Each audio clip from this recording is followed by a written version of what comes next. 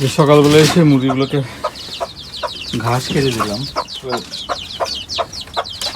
এর আগে এইভাবে আসলে ঘাস টাস তেমন খাওয়ানো হয় নাই, তো এখানে একটু স্পেস বড়, খাঁচার ভিতরে ঘাস দিলে কি হইতো যে পড়ে যেত নিচে। এখানে খাবারও দিয়েছি আর সাথে যে ঘাসগুলো দিয়েছি। তো পরে এসে দেখা যায় যে সবগুলো যে মাটি ঘাস, মাটির সাথে কিছু কিছু পোকা থাকে, ঘাস থাকে, এগুলো কিন্তু ভালোভাবে খেতে পারে।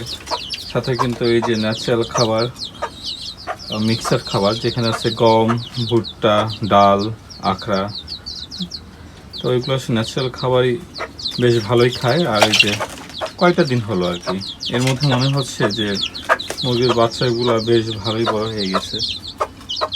আর এখন অবশ্য বোঝা যাচ্ছে কি একটু করে যে আসলে কয়টা ডেকি মুরগি হবে, কয়টা মোরগ হবে। তো যেটার ফুলটা কিন্তু একটু বড় মনে হচ্ছে যেটা মোরগ হবে, আর পাশে যেটা এটা মনে হয় ডেকি হবে। আসলে মুরগির যে ফুল দেখেই বোঝা যায় ছোট অবস্থায় যে আসলে মুরগিটি ডেকি হবে না মোরগ হবে। তো এখানে মোট 7টি বাচ্চা রয়েছে আর কি। আর এই তো দেখতেই পাচ্ছেন খুব স্বাচ্ছন্দ্যে কিন্তু যে ঘাস খাবার খাচ্ছে আর কি। তো আসলে প্রতিদিনই যদি আমরা যেরকম ঘাস বা এরকম বাসায় ব্যবহৃত যে শাকগুলা মানে অবশিষ্ট আর কি, এগুলো যদি দিতে পারি আর কি, তাহলে কিন্তু মুরগি খুব দ্রুত বড় হবে আর সুস্থও থাকবে আর কি।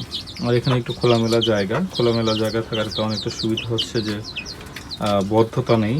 আর ভালোভাবে এরা কিন্তু যে ঘুরতেছে হাঁটতেছে আর কি। তো জায়গাটা আরও বড় হলে আরও বেশি ভালো হতো।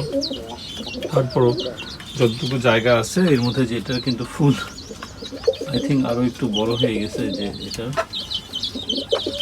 ওইটা কিন্তু দেখি হবে। আর এই তো এই পাশে। সবাই ভালো থাকবেন, ধন্যবাদ।